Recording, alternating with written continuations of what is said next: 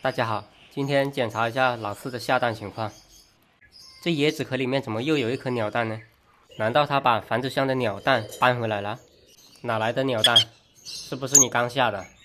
把繁殖箱打开看一下，这鸟蛋不见了，哪里去了？可能被他埋到这下面了，真的被他埋起来了。刚才那一颗可能是刚下的。再把这个鸟窝弄一下，这颗是他今天刚下的，把它放到下面放一起。昨天这颗也放在一起，它怎么没有在这里面下蛋呢？难道是箱子挂太迟了？可能是挂太迟了。这个繁殖箱一般要提前1个星期挂给它。把它的前期拿过来，看它还验不验尸。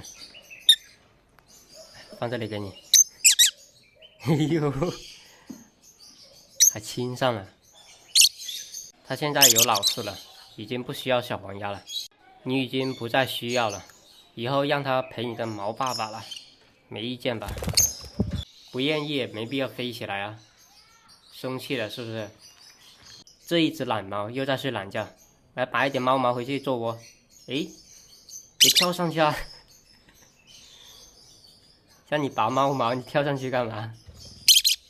胆子太大了。这猫太善良了，被鸟踩在脚下了。这只懒猫越来越懂事了，它捉野鸟，但是不捉我养的。又飞到地上吃沙子了。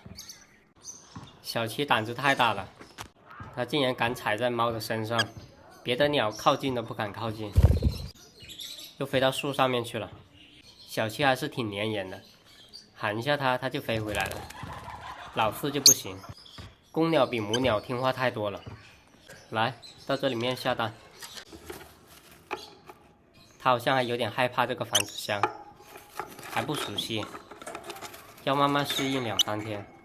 所以说这繁殖箱要提前挂给它。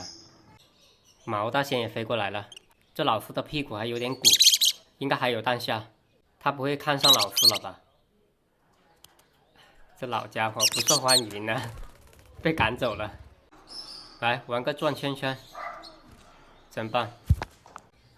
他在看他的鸟蛋，明天在这里面下蛋。他自己飞到3楼的阳台了，可能是想回去了，也快天黑了。